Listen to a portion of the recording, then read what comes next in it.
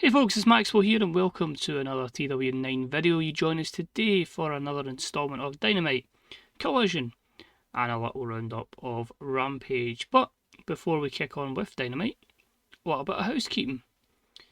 So I wanted to try a few things out.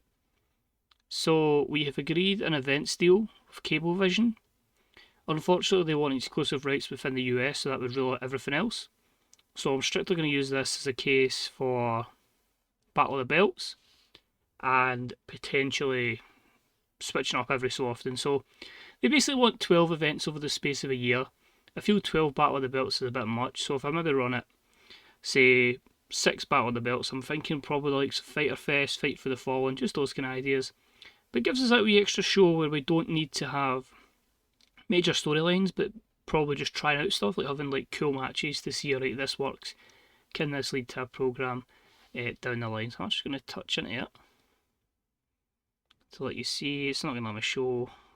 Events on TV won't let me show, so I have to go through pre-booking. But basically it's going to be dated the 21st, Saturday 21st December. So that plan for that particular video, we'll do Dynamite on its own with Rampage. We'll round that up. And then we'll do Battle of the Belts and Collision as one as well. So there's that to look forward to. Still no update on the Lyra Valkyrie situation. Her contract officially expires on the 9th of December, so I'm expecting something from WWE to confirm it in the next few days. The only other WWE contract that was major that was up was Charlotte Flair. I, for some reason, severely dislike Charlotte Flair. I do not like her at all. She's obviously 484 in the Horsewoman for me. I prefer the other three, and I've just never liked Ric Flair either. So, yeah, wasn't even one entertained. No interest whatsoever. But anyway, positive news, we're here for AEW. This is this week's show as we're on the road to World's End. Sit back, relax and enjoy some AEW Dynamite. So we're live from the Arlen Horton Sports Centre and we are straight into action with the Continental Classic Red Group. And we start off with a good match up here, something I'd be quite interested to see it ever materialise. We had Bobby Lashley defeat Konosuke Takeshita in 12:24 with the spear.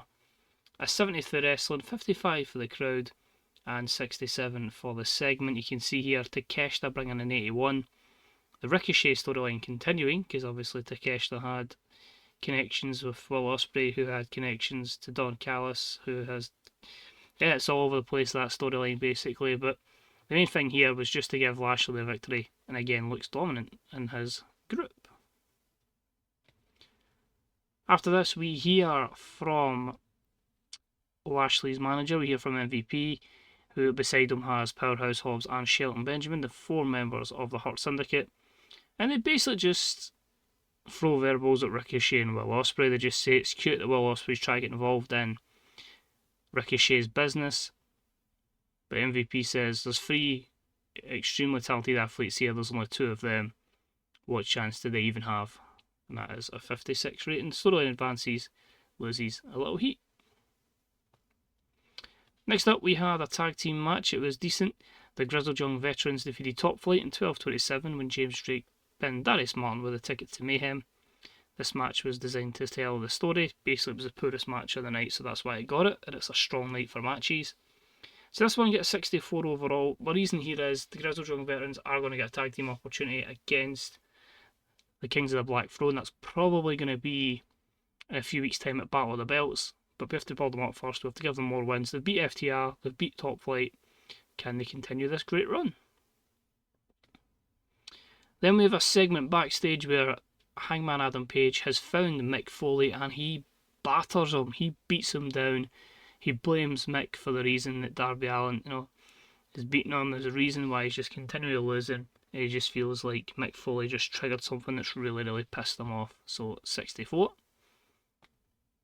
We then had a decent match up here. Jamie Hayter defeating Deonna Purrazzo in 9:22 with a curb stomp. Just wanted to try and see how these two would work out together. Pretty good matchup as you can see, 62, 42 and 66. Commentary lifted the match up as well. It's weird, Deonna has had a good run, yet maintains cooled momentum, so hopefully we can drag her out of it. But something major happens after it. Basically, after the match, we see Deonna Purrazzo, Megan Bayne and Taya Valkyrie.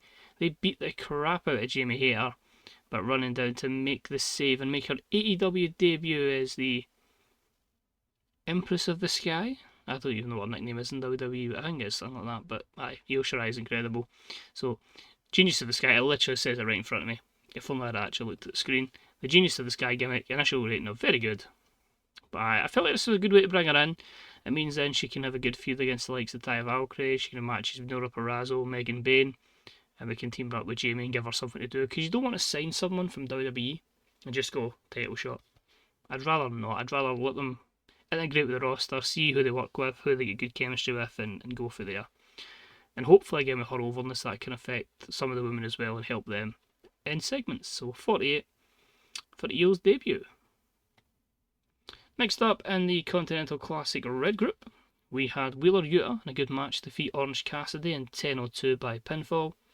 These two had good chemistry together, it lifted the match. Orange was 74 to Yuta's 66. The wrestling was a 70, the crowd's a 55, and the segment was a 68. Don't know if you noticed we're pushing Wheeler Yuta in this, Sev. If it was a wee bit obvious.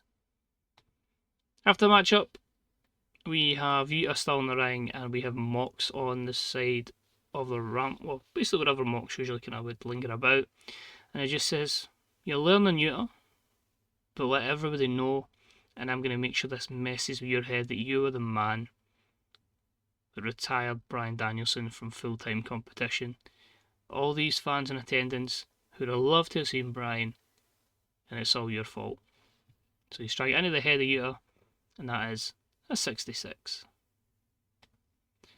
Next up, with a little promo here, just basically Jay White obviously commenting that's him back. He's ready to win the Continental Classic and become the Continental Champion, as he would say. Here's some odds in the background from Juice Robinson, and of course we have Austin Gunn and Colton Gunn, just basically hitting out with the usual kind of Bullet Club Gold shtick.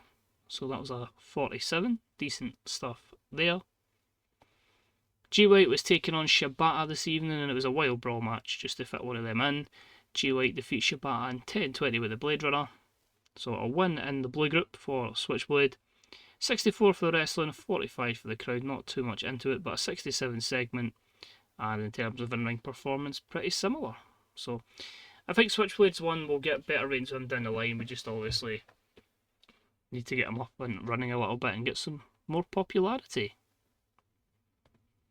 We had a little quick promo from Hikaru Shida. She's basically wanting some competition, and she's going to set up an open challenge for Collision.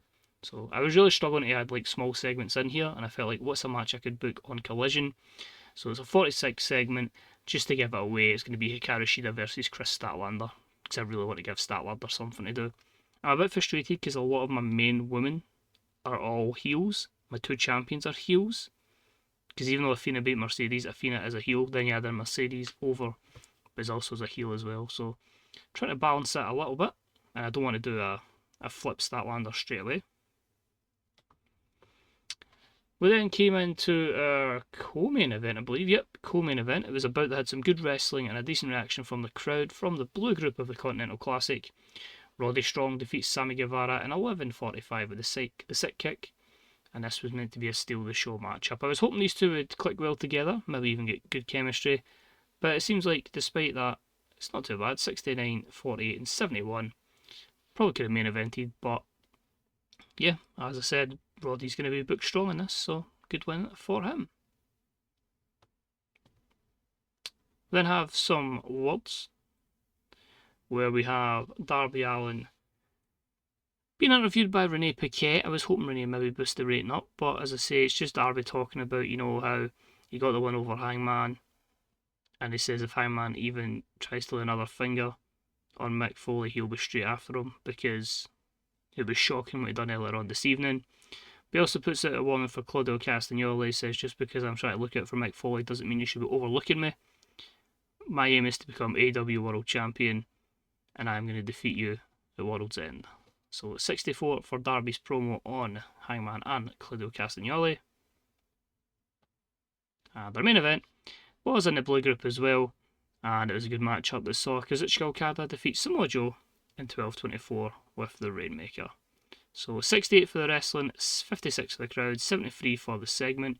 We'll probably lose some points because not a lot of matches affect these storylines, but considering a lot of people are like in storylines, But in the Classic, I didn't want to just make the Classic one big storyline. So overall, well, it didn't even affect us. 18 regions with increased popularity. Everywhere else was just limited viewers, but that's good. The reason as well, I must stress, for the Cablevision is basically see how much money you can make from it. If that's going to help us, because I might look at start investing in our own network and then eventually launching that when it's at a decent size, and then obviously putting shows on it. I don't want to put shows on it when everything's just like very low or small, etc. We'll wait a wee bit for that. So let's see if there's anything for Rampage. Locker room incidents. None. So we'll jump into Collision after we round up Rampage in 2 seconds time. Hello Colliders, it's time. Let's do it. Let's batter through this episode of Collision after, of course, we look at last time's Rampage. So, we opted with Hologram defeating Dralistico. We had some words from Chris Statlander ahead of her matchup this evening. We ran an angle with Brandon Cutler because he had a creative idea and it flopped badly with a 25. Anna Jay defeated Yuka Sakazaki in a 60. We had some words from Private Party. And then Chris Jericho alongside Brian Keefe and Big Bill gave some words, as Brian Keefe and Big Bill are both in action this evening. Brian Keefe defeats AR Fox, only got 45. Keefe actually had a very good performance, but sadly doesn't have the overness and popularity, so that'll take time. And your Rampage main event saw Orange Cassidy defeat Big Bill. So this episode of Collision, we do the matchup between Lee Moriarty and Johnny TV that I mentioned last week that we'd set up for, which I may have forgot to the last second, but we got it in. We have quite a lot of matches in the Continental Classic, and we have Io Shirai in action and Hikaru Shida versus Chris Statlander. So we'll head over to that and we'll see how this week's Collision does. So we're at the Watsco Centre again. We're now up to 3,345 fans. We're going to see a lot of stuff here that just really continues a lot of the stories we've got going. Try and get them, making sure they're hot, and at the same time continuing on with the Continental Classic. We start with the Blue Group, and with a bout that had some good wrestling and a decent reaction from the crowd. Samoa Joe has defeated the returning Jay White in 10:58 with the Kukwina Clutch.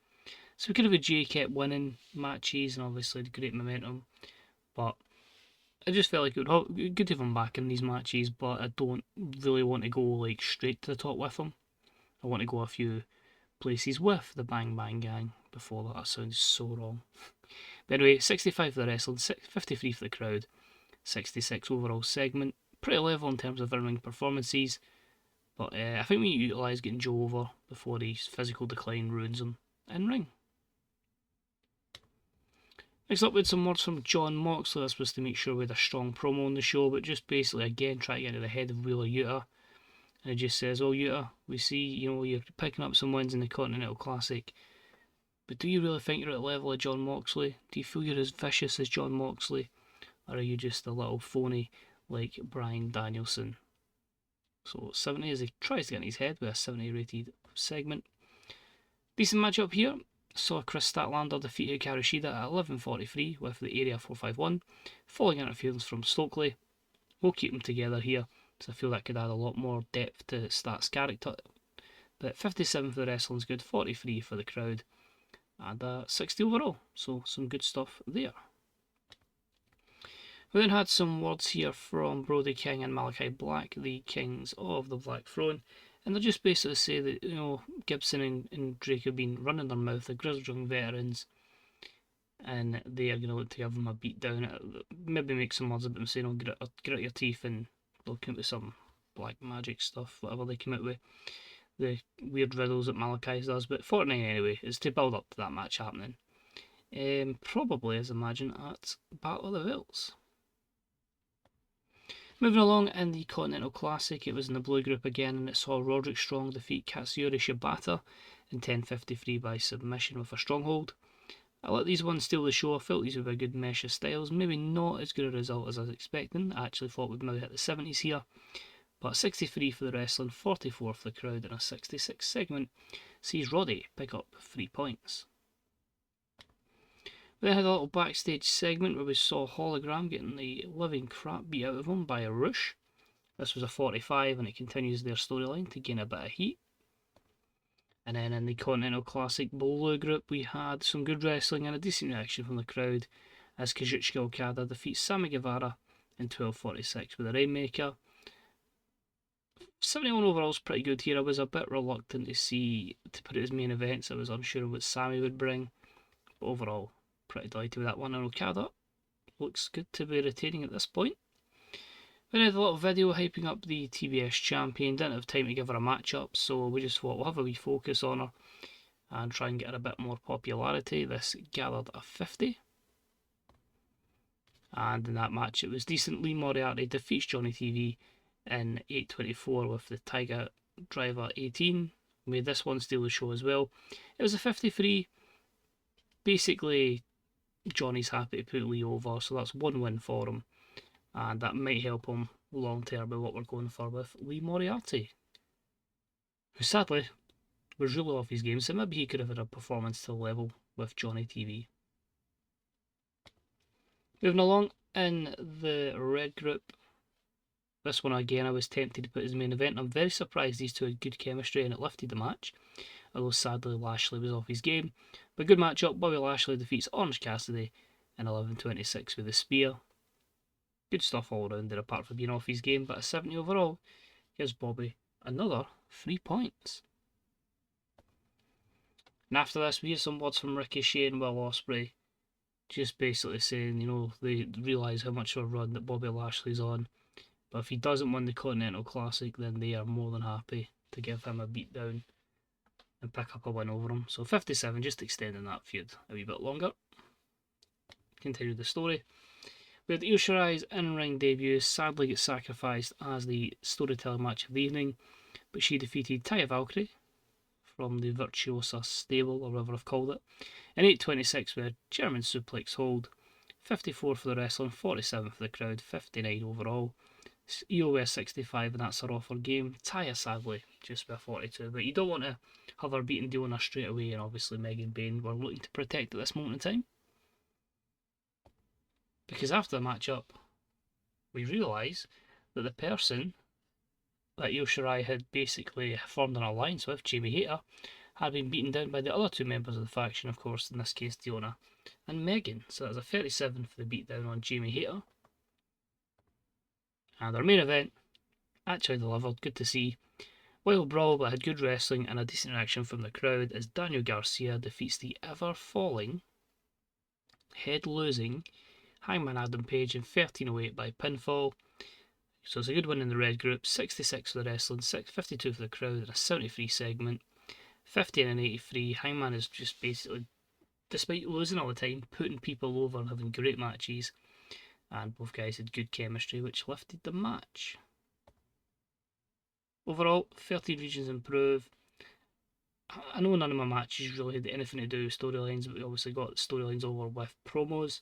It was a case of just getting the Continental Classic over.